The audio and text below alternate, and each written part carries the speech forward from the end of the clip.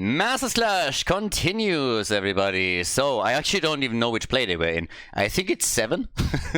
No, wait, it can't be 7. We are on a round number right now. I think it's 8. I'm pretty sure that we are in play number 8. Now, again, if you're a little bit newer to all of this, we made it down to the bottom, to the top 8. At this point, I would assume that you already caught one of the games that we have in the round robin, but again, if you're not familiar with it, so we're down to the top 8 teams. They play a round robin format with best of 2 matches against each other, and we're determining now 3 teams that will go to Paris directly and participate in the offline finals, and then on top of that, there will be a 4th team determined through a gauntlet. So every position that you can climb within the ranking makes a whole lot of sense here. Now, we got the Cats going up against Team RageQuit. And the Cats had quite a bit of trouble, honestly. So apparently 2 of their players simply disappeared and they don't know what happened. So they are playing with subs here today. Definitely not a great start for them. But unfortunately one of those things that every now and then just occurs. So normally the Cats are one of the teams that is usually ready like this. I mean, it's 6 o'clock, these guys are ready for their game. But today 2 of the players just all of a sudden weren't available anymore. So I hope everything is fine and that they, I don't know, maybe they're disconnected, guy fell asleep. Like, I have no idea, but again, they are playing with a bit of a handicap because of that, and not the best start into this. Now, this is the best of 2, so once again, if you're winning both of the games, then you are getting 3 points for the leaderboard. If you tie with your opponent, then each team gets a point. And if you lose, you guessed it, you don't get nothing. So, Battlefield of Eternity is our first one. We got Hansa as an early pick, Li Ming and Urel. And for Battlefield, that already gets us started off with good damage against the Immortal on both sides. I mean, don't get me wrong, Li Ming doesn't pack the same punch that Nubarak, for example, that Hanzo, for example, does. But she has that stalemate play that she can easily make, where she just YOLOs one combo out after another. We also have a Nubarak, so picked against Li Ming, which is going to force her more or less to also go into this integrate. But it's going to make Nubarak's own cocoon a lot less helpful. And well, here comes Hogger. Alright. So, besides that, let's see what we're gonna get on the bans. We have Limu still up, and Limu obviously playing a lot of his Tracer on this map now as well. Genji, so they could go full on Shimada Brothers and try to engage with the Nubarak and Genji together as a bit of a combo. But so much for the Tracer pick, right? So Tracer is already out, easily banned away. No problem there. And at the same time, what gets back? Yeah, this is a little bit of an awkward one for Team RageQuit as well. They're definitely going to ban meta, I would say, and not really targeting anyone in particular, now that 2 subs have appeared on the side of the blue team. But yeah, they cut it close. You have 10 minutes after the match was supposed to start until you will lose 1 map by default, and they really just at the last second, more or less, were able to get 2 sub-players in. So a bit of an unfortunate happening here. But yeah, either way, so we got good old Dibbles playing out, so no Urel Diablo combo. But what are we getting? ETC! Okay, Johan with ETC here. His Garrosh and Diablo were both banned. And we get Anduin again. Yeah, obviously we're getting Captain. Why am I even like questioning that? It's Captain Rex after all. The Anduin fanboy over here. Well, and Renella and Limu. Genji? Yep, of course. Of course it's Genji. So we're getting Genji, and for Renella we still need a support, and it's Stukov. Okay, so the final pick, Honio, what are we going to get from him? Battlefield of Eternity, guys. Map number 1, again, best of 2, obviously, as pointed out a little bit earlier. But yeah, let's get the show on the road and see which team can lock in the victory on the first map. If maybe the blue team, even with 2 sub-players, is able to make a dent into the defense of Team RageQuit. Both of the teams, of course, definitely need some points in the leaderboard here to try and climb those ranks. But, well, there it is. Imperius for the side lane. Alright, Battlefield of Eternity, everybody. Let's go. Map number 1. Game number 1, time for the Cats against Team RageQuit. Left side of the map in blue, we got Captain Rex on Anduin, Meneldor on Urel, it's Johan on ETC, Honio on Imperius, and Kala on Li Ming. Oh, on the right side of the map, the red team, Team RageQuit with Renella on Stukov, we got Morenas on Anubarak, Shy on Hogger, Limu on his Genji, and No Game, No Life is playing Hanzo. Alrighty, so let's see which team is able to take the lead here. Now that I think about it, I don't think Sylvanas was banned, right? So she was not picked nor banned. That's actually a bit of a surprise. But yeah, everybody's just hoping for someone to walk into that trap. Hogger a little bit baiting up at the top. So far that doesn't do anything for them. Everybody, either they're colliding in the middle or they're just going to play it super safe here. So Morena's missing the Impale as they're trying to go for it. But there it is, the connect of Imperius. And that honestly could have been a kill. They definitely got him pretty low. Stukov actually ruined a lot of this. Or Genji might have died here. But yeah, nicely done. Alright, so far so good. Already a little bit of damage right there down at the bottom of the map as they are making another approach. This time for Morenas again. Nubarak seems to... Oh, yeah, Genji came back just at the right moment in time. Nice. Quick kill. That's ETC already gone. And of course, that was just good timing from Limu. He had to retreat, had to go back to the Nexus to heal up after initially he got caught in the middle. And now he just moved in, took ETC down, a little bit of beef for the barbecue later on today. And the attempt to go for the camp. So both of the teams are rotating their side laner down to the bot lane too.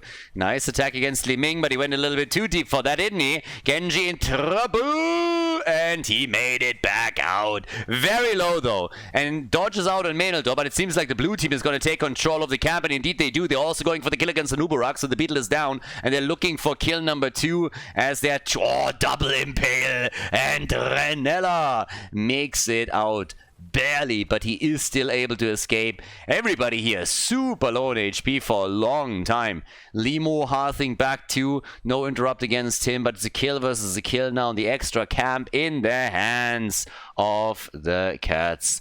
So, nicely done. Well played here. Yeah, good job by them. And with that, we're now going for another kill. This time they're going for Imperius, and they take him down. Well played. Very nicely done. So actually a very aggressive start into the game, and they're locking in a follow-up kill too. So they drop Anduin. So he's now down 3 kills to 1 all the way up towards the top. We still have one camp that is about to be taken. Shy is currently doing the honors here, and he takes it just in time before Urel arrives and tries to bully him around a little bit. But the first Immortal has also been announced, and with that we now have the next camp attack. This time it's all about the Shamans trying to get some pressure going on the lane. So they're currently doing exactly that. Yeah, Kalan and his boys are helping out down here. And ETC is already waiting at the side, hoping that Hanzo is making his way over. And tries to take that there. But okay, so here comes the slide. I'm not quite sure if they can get the kill though. Hanzo will likely fall, can try and jump out, but he's only going to waste some of their time. So, nearly the hit, and there it is, the kill. But Imperius has fallen at the same time, so we got a kill on each side. Nicely done. And with that, we might also see Genji fall. And just as I say might, Urel literally jumps in and drop kicks the shit out of him. There we go. I mean, honestly, that just looked too good. She jumps in and Genji gets just absolutely pancaked by her. Nicely done. But yeah, so either way, for now, we got the easy dodge on the Immortal. Well, as you can see, this one is already down to nearly 50% HP. And I gotta stress again that the blue team is playing with sub-players here, that they just locked in last minute. Like, literally last minute. So, let's see. Another quick hit right here. Yeah, Hanzo is now starting to join the fun too. He at least relieved the Immortal at the bottom by a few hit points, but they are definitely suffering here, and that halftime show is not going to end up in their favor. There's another combo from Li Ming, and that seals the deal, so the 50% have been reached. No kill just yet, though. They're very even, by the way, in the kill count, so 3 kills against 4 at this point in time. Yeah, and this is looking really good for the Cats. It would be kind of funny to me, honestly, if the Cats would now all of a sudden perform just like so much better just because they have 2 subs in here. Makes them a little bit unpredictable. But this is this is also only the first Immortal, and already Morenas is in trouble again. But yeah, that's a kill. That's a kill. For a second I thought maybe it can get away, but yeah, they just locked him in. The stun might not have connected, but it was still more than enough to get him dropped here. So it's a bit of a race, but of course the red team is going to win this one eventually. It's a decent shield that we're seeing here for the Cats, so it's a good start into the game. The question is simply, can they maintain that when level 10 abilities are available and the second Immortal is being fought over? That's probably the big one. But yeah, so either way, now all the way up towards the top, we have the push coming in. First, the gate is nearly done. The tower is already on half HP. Imperial is still at the bottom of the map. I mean, it's 4 kills against 4 for now. And here we go. The gate is down, but the shield is nearly gone too. And that tower is still doing a fair amount of damage. The little skirmish that we have in the middle is not really resulting in any kills just yet. Maybe if they can get another connect on Genji, they can work one in. But it just seems that maybe 50% of the fort is gonna fall, and that should be about it. 10 stacks on the Prog Rock on level 1, so ETC, despite the fact that we are on Battlefield, went into the Globe stacks. You can obviously play that here, especially if you win the Immortal a few times. It's fairly straightforward still. They took the entire thing down, by the way. That's actually incredible to me. That was not that big of a shield, but thanks to the full 5-man push topside, the blue team was able to get fort number 1, so yeah, nicely done. And they're going for a kill too. Hogger in problems, and well, that is another kill against the Fleabag. So Hogger is already down. Every single time I see all of these profiles, by the way, what I can't get past is that Heroes of the Storm, in my opinion, really needs a dentist. I mean, think about like all of these. Look at the portrait of ETC. I mean, that man clearly has an underbite. Same is true for Hogger, so both of them clearly need some assistance here. Then you look over towards the Orcs. Gul'dan comes to mind very quickly, and you can tell that the dentist of the Storm would make so much money. He could revive HGC single-handedly, I'm telling you that. It would be absolutely insane. But yeah, level 10 abilities are now in, and despite the fact that we are having an Anubarak on the other side, Li Ming actually went into the wave of 4, so we're not going to see the Cocoon getting burned down anytime soon, meaning Morenas is going to get Cocoon value. Okay, definitely interesting. Normally that's an immediate reaction whenever Anubarak gets played by the opposing team, that Li Ming goes for the cooldown trade victory, but not so much here. ETC looking, of course, also for that monster mosh that he can get. And, well, there we go. We get the flailing swipe in, we got the shockwave. So a little bit of stun and CC also for the blue team after we just now had a few of those tools locked in by the Cats. Camp at the top is still doing damage, and the wall has nearly been destroyed. Everything is actually insanely low here. It's a bit of a miracle that nothing has fallen yet, but all of the structures are technically still standing. Now the Immortal is back up, and this is of course the first one that gets fought over with level 10 abilities on both sides. So this is going to matter a bit more. But this is really a moment where Team RageQuit has to step it up a bit. We got all the way topside. With that push, an opportunity to maybe take this one down. Hogger goes down. The arrow, by the way, missing. And with Hogger eliminated, the red team is down to 4 players. They couldn't get the kill on Urel. Their own side laner died. And still more poke happening from Hanzo. But they are already finding themselves on the back foot again. So they got to be real careful here. Top lane is probably going to give them some value thanks to the camp and them destroying the entire wall already earlier, but still, this is a bit of an awkward one. Hogger is finally back so they can fight 5v5 again. Still trying to poke this out, going for the kill and popping the ults as well. Cocoon is already out. There's the light bomb though as they are making a play for Anubarak. The ult of Imperius misses. Big slaps from Stukov at this point, but they can't get the kill. They still complete the quest on Genji at least. Camp at the bottom of the map is, by the way, doing work. This fort is likely going to fall, whereas the top side camp has now been eliminated. So the blue team is pulling farther and farther ahead here in regards to structures. And that makes this Immortal even more important for Team RageQuit, but they're losing Hanzo now. So Hanzo is gone, totally destroyed here. And that is a bit of a disaster for them. I mean, that's a 50% of the Immortal already gone. Blue team heavily in the lead. The bottom 4 destroyed, the top 4 destroyed. Even a bit of an invade happening now as the red team is still only with 4 on the map. And this is starting to get a bit problematic. Earlier today, I was looking at the lobby and was thinking, hey, if they have to play with 2 subs here, that's a disaster for them. They really need the points in the leaderboard, but right now they're just playing out of their mind. Arrow, good hit this time. Immortal is already gone, but a kill will go a long way here, and they get it as they take EGC down. They need a bit of a follow-up, though. If they can kill a second, that would be so good for them here. Nice already. Where's the lurking arm when you need it? Oh, they don't have it, but they got the stuns, and they get the double and the triple kill. Li Ming and Anduin are all gone. Nicely done. They even drop Imperius, and which means Khaldor is the only survivor at this point. And I was waiting for Limu to dart in, but I guess he ran also a bit low on mana. Probably didn't have the cooldown ready either. Now, we are currently on level 13 for both teams, but thanks to that little killing streak that we just saw, Team RageQuit has caught up in experience.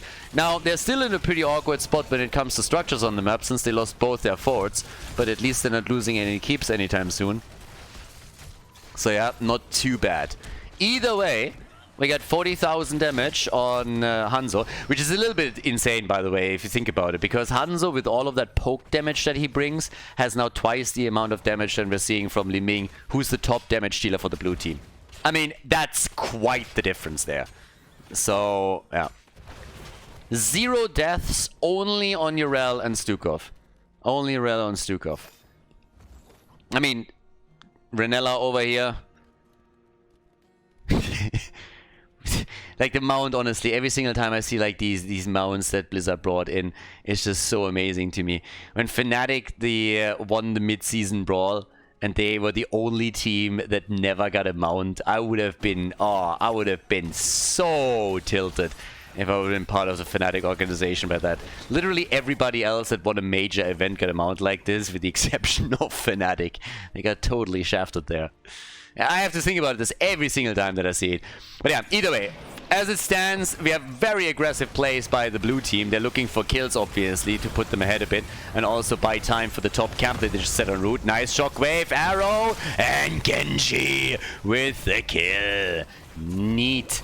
Coming in, pretty good damage from them. They're maybe making a play for Li Ming. Seems like she's gonna go away. Imperius, on the other hand, died. And yep, they want Li Ming, they get Li Ming. So she's down to 11 kills to 7.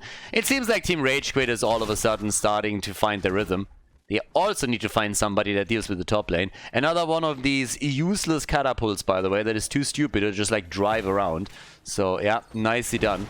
Useless catapult is useless. They still got some damage on the keep, but now even without an Immortal, Team RageQuit is moving down to the bottom of the map and is immediately coming in to try and take down the fort here, which shouldn't really be a problem for them.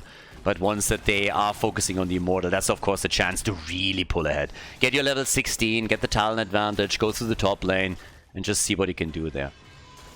Okay, yep, there we go. 11 to 7 kills. There's level 16 now. We got the epicenter in.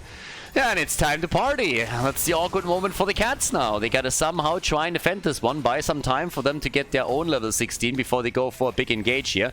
They're trying to also accomplish that by taking their camp on the left side. Gives them a bit of extra experience, also put some bot lane pressure in. Making those plays, at least during the first one, would be kind of nice. Nice! Stun into the Immortal stun. And here's the arrow to the kill! As Li Ming dies, ETC is dead as well. So they are really gaining momentum now. Making a play for Imperius, trying to kill him here. And they're going to get that kill. They're gonna get it. Yep, Imperius goes down, so that's another triple for the red team. They have an easy access to the Immortal now. That should be a guarantee. I mean, this might even be 100% shield, honestly. It's guaranteed. It's going to be Immortal for them, guaranteed. But I don't see anybody trying to engage into the mid lane now and do some serious damage. Captain Drax is throwing a bit of light around, and Nuparag already saying like, boys, I want this guy. And they should get him. Yeah, he's dead. That happens when Anduin tries to actually do damage at the front line. That's what's going on there. So, yeah, with that, we now have an easy hit. Same time now, it's on the bottom lane, the camp that gets dealt with by Limu. He will have to fall back as well in just another moment, but the Immortal is definitely losing hit points quickly. Now, the blue team was able to do at least some damage. That's not quite 100% on the shield. We're looking at, what is that, 70%, 65%. something along those lines. But yeah, so far so good. Now either way, 15 kills to 7, so they're more than doubling the kill count for now, and that obviously results in the 2-level lead too. This should at least drop the top fort. I think they can take that structure down with ease, and they might just be able to also get damage on the keep itself, especially of course if they are well enough coordinated up here at the top to maybe get a kill. So if they can get that kill, turn this into 5 versus 4, maybe 5 versus 3, continue that kill streak from earlier, they might be able to get a bit more, but the fort is the minimum, and they already locked that in. Not a problem at all for them. But with that, the wall is going to fall, and the only question that remains is really how much more damage can they do. The gate opening that up gives them a little bit of vision, so they can at least see if there's a chance to engage towards somebody in the back line. Already the arrow is out, connecting with Urel only. Not quite what they were aiming for here, but still forces the ult from her. Light bomb is still up and could be used, but this is not looking good for the keep at all. Wall has fallen, and that Immortal is absolutely beating that structure down. Yeah, easy hits. They might even get core damage here if this continues. I mean, damn. 16 minutes in and that Immortal is getting mad value, zoning them out already. Shield is getting attacked. They're looking fantastic here at this point. But the defense is on. Can they get kills though? That's the big question. Can they get a few kills? And they're falling back. They're not even trying here. Maybe on the way back out if ETC is trying to... Oh, if he's also getting maybe a mosh. He's aiming for it. Hogger has fallen, but ETC dies too. Anduin with the attempt to save him. That didn't work. The mosh was too telegraphed. They all just moved away from it, and now they can get even a second kill as Imperius is the next one on the receiving end of an ass kicking. So he goes down too, but it's only a 4 versus 3 situation, and they're not gonna be... maybe. Haha, Limu with a kill. Look at that beauty. Nicely done. Li Ming is down. And that is actually really, really sweet. So now they are staggering a couple of deaths on the other side, which gives them even more control and allows them to open the bot lane up a bit. They won't be able to make a play for the core with only 4 heroes here. They don't have the heroes that can easily take that down either. But these staggered kills are fantastic. Stun into an Hanzo arrow. Anduin gets murdered. That's another 50 seconds that they gotta wait here. And, well, there we are. That's actually pretty amazing, I gotta say. That they are locking these kills in is obviously also a bit of a problem from the cats right now. But the way that the red team is diving makes it pretty hard to avoid being killed here. I mean, they can't sit in the Nexus the entire time and give them the entire map. They gotta try and protect their keep at least somehow. But these are some really well-coordinated attacks that we're currently seeing from Team RageQuit. And with 2 catapults now on the bottom keep, it seems like they are going to be able to take this one down as well. ETC dies again. It's an absolute slaughter, honestly. The blue team is just not able to get a foothold anymore. The only problem that Team RageQuit has is that they're running out of mana. That's really the biggest issue here. So it's one staggered kill after another. These stuns are just hitting too reliably. There's level 20 now as well. And things are looking great. But kudos to Team RageQuit. That was some fantastic execution. Stuns into a move from Hanzo with an arrow. The shockwave coming through from Hogger on the next target. Genji moving in, dropping his ult. Like very well coordinated attacks to make sure that the blue team has a very tough time to get 5 back on the map. And they're trying to do what they can here. Another arrow eaten by Anduin. There's the follow-up with the bullseye and the kill. Just as ETC is about to come back, Li Ming also dies. They're absolutely farming them at this point. The game has completely fallen apart for the cats. I mean, completely. And either way, it's more or less a question of how exactly does the red team try and end the game. Are they going to make a play for core directly? Are they trying to work with the Immortal here? And it seems that they're just aiming for another kill before they're going for the victory. And that's exactly what's currently happening here. They go for Imperius, they take him down. There's half a level missing until the blue team is locking in the level 20 talent, so that's another point. ETC is dead, and that opens the core wide up. There's by now catapults at the bot lane that are moving in, catapults at the top, and this is obviously going to be the end of game number 1. Nicely done, GG Team RageQuit with a victory in game number 1 of the best of 2. Well played and well done. Before we head into game number 2, make sure that you subscribe to the channel if you haven't done it yet so you don't miss out on any future content here on Khaldor TV. Tomb of the Spider Queen, map number 2. Yeah, the game changed quickly towards the end on the first map. Initially, the blue team did a fantastic job, won the first Immortal, took 2 of the forts down. But that endless kill streak that we saw towards the end was just absolutely crazy. And honestly, it wasn't really the blue team just feeding into them or anything. It's easy to look at this and say like, oh my god, how could he have died there? Obviously, you need to play a little bit more passive if you're already 1 or 2 players down, but they pushed the agenda so hard and really just went in time and time again with deep dives behind the keep, trying to get additional kills and just staggered them over and over again. You gotta give Team RageQuit quite a bit of credit for that, because that was well executed, good coordination as well.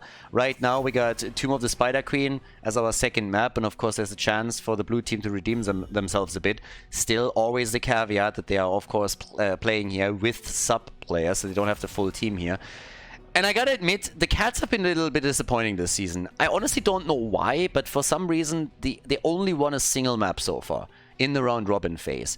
And at the beginning of the round robin, I had them pegged at one of the teams that will probably end up, I would have said, 5th. 5th, maybe with a bit of effort, pushing even a bit further. They showed great results in in past tournaments. But they had a disappointing season here, and I'm not quite sure why exactly that is, if maybe just things didn't flow for them properly.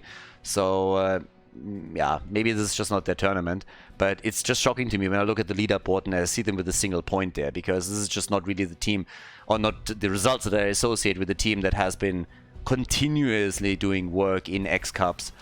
But as it is, they definitely need to try and get at least a few points for the leaderboard. So a map win here would go a long way. As I said before, even after the round robin is over, it's not only that the top 3 teams directly qualify for the event in Paris, but at the same time we also have to determine a 4th team, and that's going to be a gauntlet, so like a ladder system that you have there to determine the 4th. So everybody still has a chance. Now, as we're starting into Tomb of the Spider Queen, we're at Rega. There's also our Sylvanas. I talked about her a bit in the first game. I was actually surprised that she didn't get picked or banned. Unless I misremember here and they actually banned her out, but I'm pretty sure they didn't. So Hanzo, Blaze, and Anduin are taken here. Okay, so Captain Rex doesn't get... I mean, again, he picked Rega. This time not on Anduin. I think Anduin is one of his most played supports there. Now we got a bit of wave clear already with Blaze, of course. Same also with Sylvanas. Genji is out, which still leaves, of course, Tracer. So technically, Limo could go and play Tracer here. Could see a few mages as well.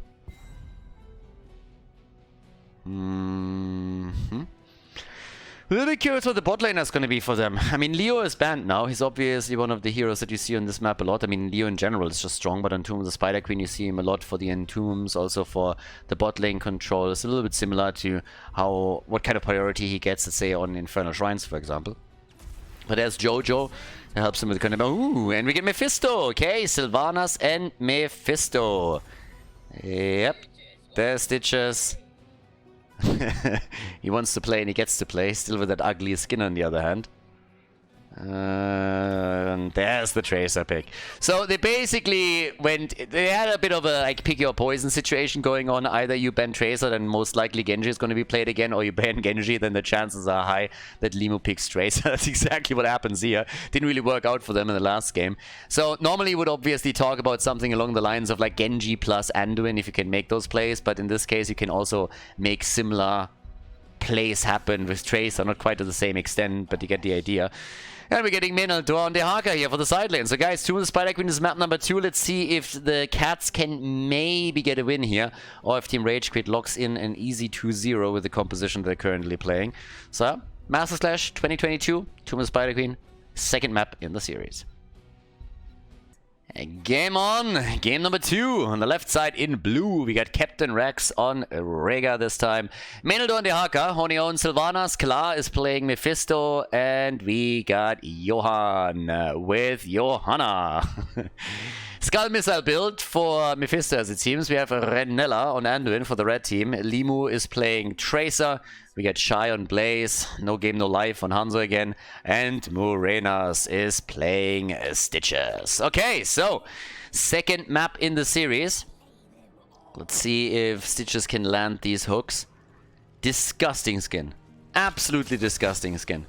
I hate that one so much. Like, Stitches has such great skins, and I don't know. Like, the idea of that teddy bear skin is honestly something that I don't mind at all, but I think that Blizzard kind of screwed it up a little bit. I don't think that the model is good in any way if you compare it to, like, Chef Stitches, Bikini Stitches, you know, Psycho Stitches.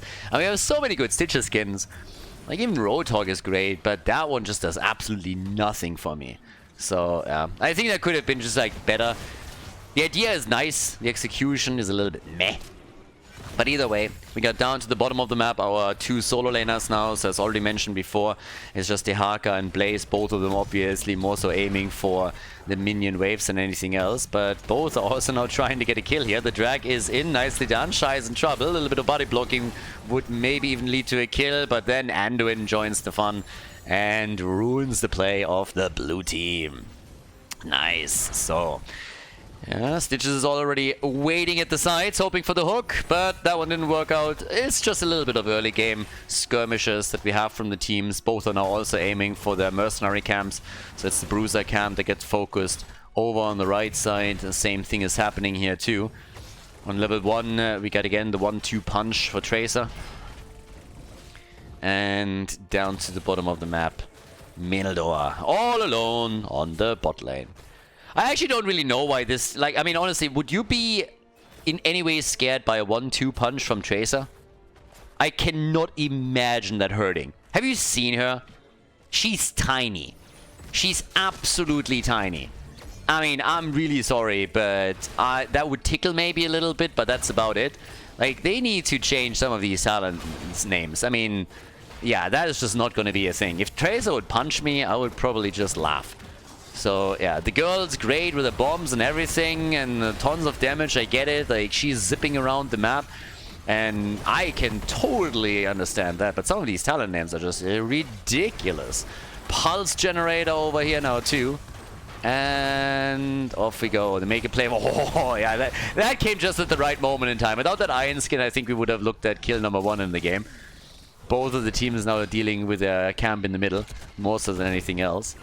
And down to the bottom of the map, Khaldor against Shy.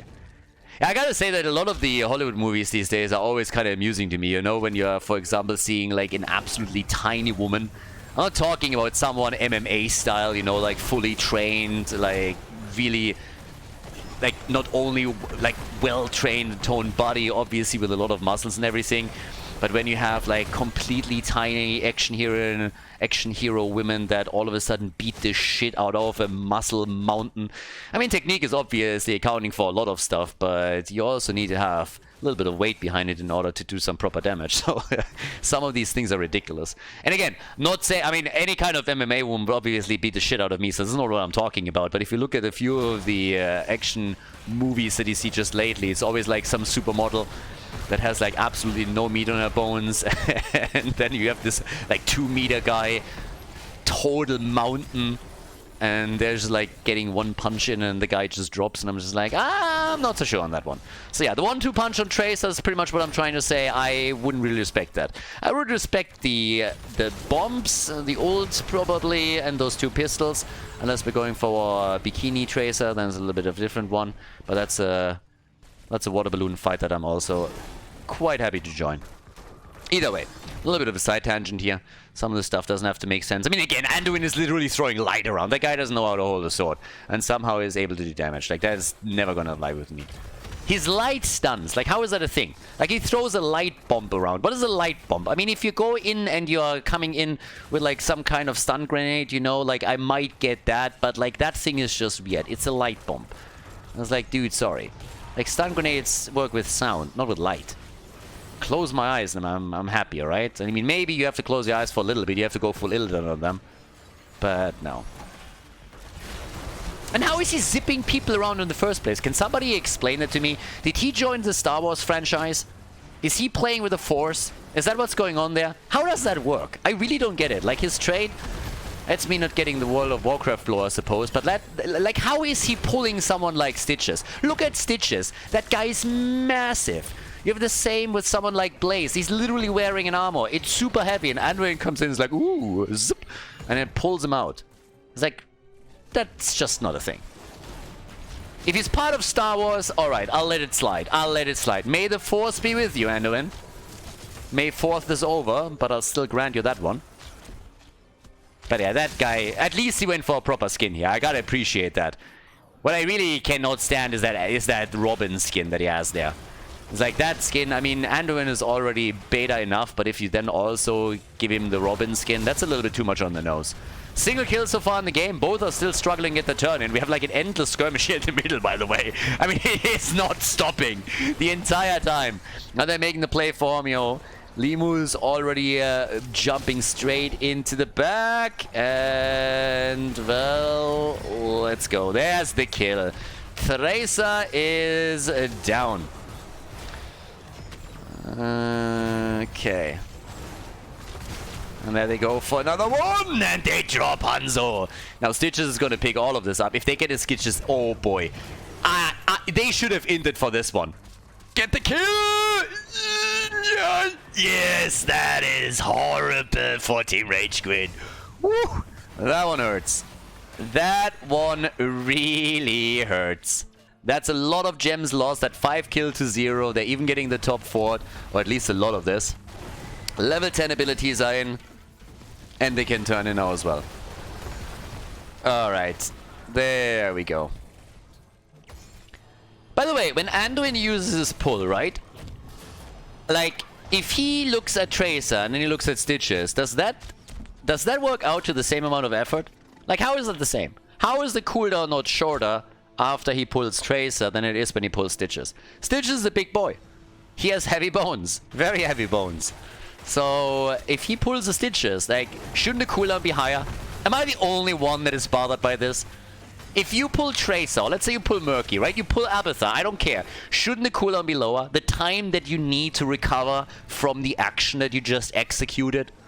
The only way how you can make an argument for this not going to be a thing is if he's part of the Star Wars universe and it's just the Force. Oh, talking about kills, by the way. They are coming back quickly. Woof.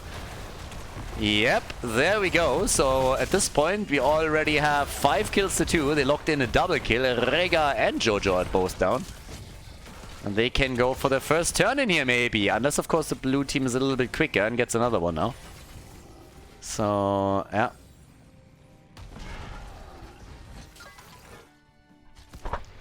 You could argue the same thing is true for the Haka.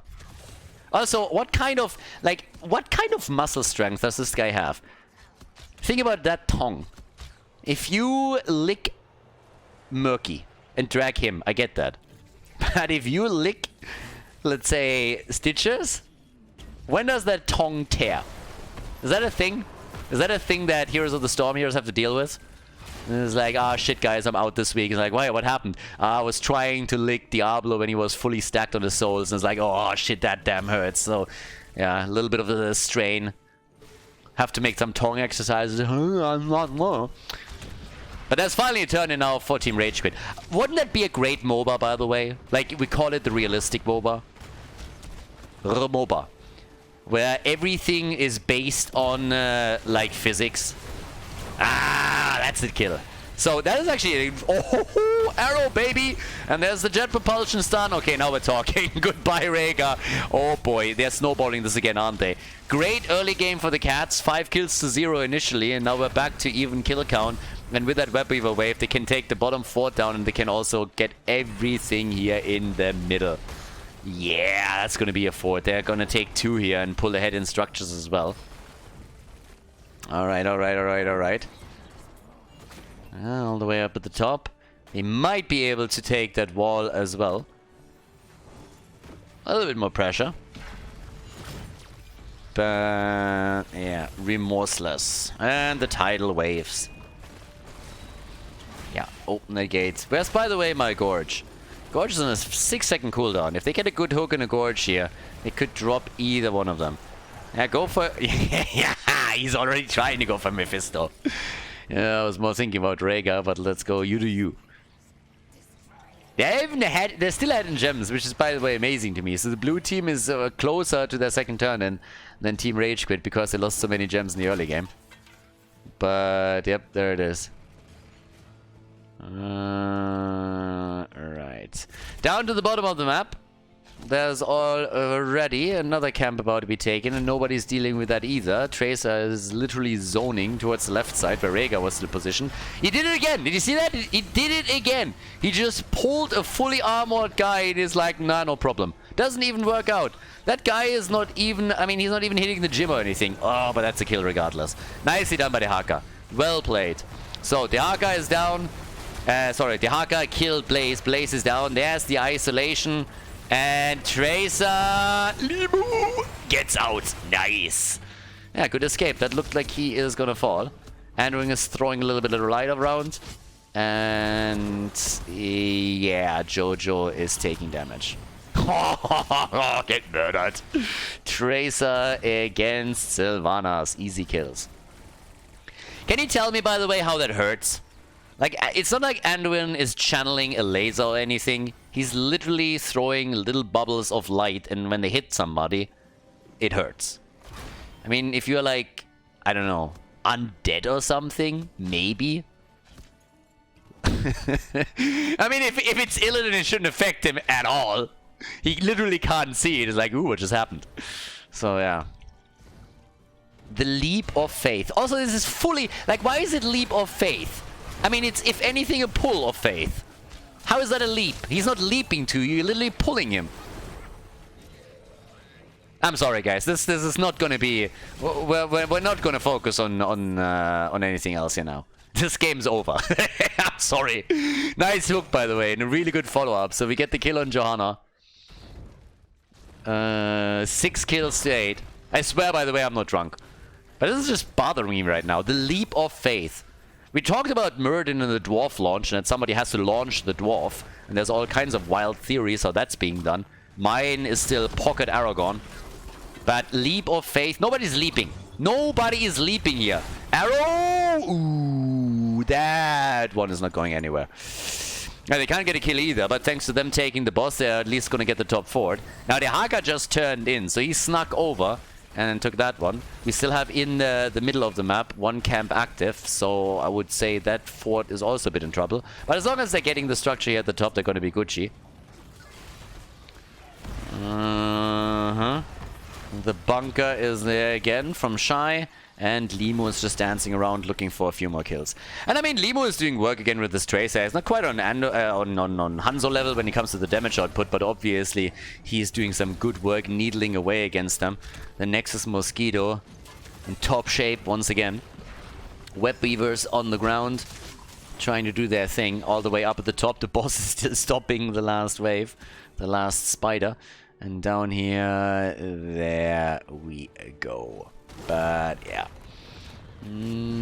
Okay, so with Sylvanas, you could enhance that push a little bit further and maybe do some extra damage here. She's top damage for the team, by the way, with a 33. Stitches with another hook. Oh, the light bump engaged by Tracer. Beautiful play. Quick kill on Sylvanas. She's down. 9 kills to 6. Exactly, and the jet propulsion, but the blue team is finally getting a little bit of momentum again. They're getting Tracer, despite them losing Sylvanas this early. They're looking for more kills. The body blocks against Stitches, and he is dead as well. Good shit. Nicely done, and look at Mephisto. He's murdering it again. Going for Anduin and taking him down. Rhaegar died, got Hanzo'd. And no game, no life, still has 28 gems. You shouldn't get cocky now, my friend. You just Hanzo'd him hard, so that's good. But probably this is the time to fall back a little bit. So yeah. But either way, all the way up at the top, Bow Boy is still doing his thing. Couple of spider butts lying around here everywhere. And yeah, probably has to deal with the catapult. In the middle of the map, they still want that fort. Jojo, does he have the bunker? He does have the bunker. Has to bunker up quickly too. And does. But yeah, they're obviously still a little bit ahead in structures, and they also have the gems to turn in, but the problem for them is that the cats more or less have the same. Now, the interesting part is really that the blue team is nearly an entire turn in ahead in regards to gems. So them getting those kills worked well. Yeah. Nicely done. Jojo a little bit too late. And here we go. Another drag. You guys remember Dumb and Dumber? Is that not exactly what the Haka is doing there the entire time? Frost. Like, how is he not getting stuck there? How is, like, if whoever he drags is stronger than him, how is he dragging them? Do they all of a sudden become paralyzed whenever he hits? Oh, the 20! It's a little bit of a kidnap combo. That was awesome. I like that. They have the level 20 talents. They're using them to their fullest extent. Come in, take the double kill. But that was nicely done. It would have... Oh, beautiful hook. Stitches, you little monster. It would have been even better, honestly, if he wouldn't have been interrupted when he was going for the gobble, gobble, gobble. So, yeah, they were getting mad value there. That weapon wave is not going to do jack shit, honestly. Absolutely nothing. Well, maybe taking the fort in the middle. Even that is a stretch. Even that. Yeah, nothing's happening here. Down at the bottom, they can take this one down too. But either way, all the way up towards top. Morena's already looking at Jojo. This actually works surprisingly well, I gotta admit. Like, that mount and hero combo is working way better than I thought. Not bad, not bad. It's not the money pick, but I'll let that slide. Now, with level 20 and all of the gems that they have, it's an easy turn-in. They nearly have a double turn-in, by the way. I mean, they're definitely gonna have a second one by the time that they are back from the fight. Unless, of course, they lose the gems now. But there's the web weavers. 17 minutes in, and we haven't seen a keep fall yet. So, yeah. 13 to 9. And with enough fire. Yeah, nice dodge. Well done. Good burrow.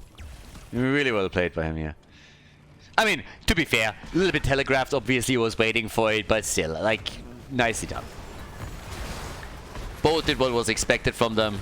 Stitches through the hook. The Haka dodged as he was supposed to. Yeah, he, for example, did not dodge. That's how you get a kill. Arrow to the face and then the hook right afterwards. One down, and that could have been a second kill against Johanna, the Ancestral coming through at the final moment. But that is going to be at least a keep in the middle. Yeah, they're trying to go for the kill, and there it is. They get they get the Haka, and that's the end of him.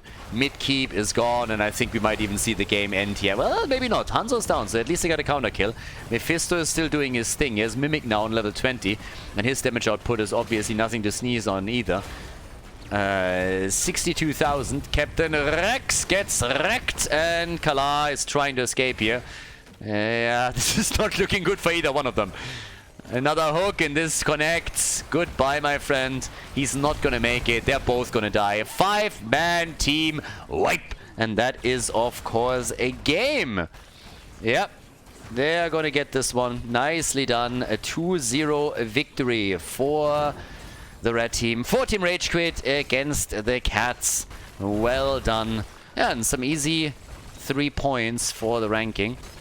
Good job today by Team RageQuit. Obviously made it a little bit easier by the fact that the Cats had to play with subs, but still quite entertaining here. So yeah, well played.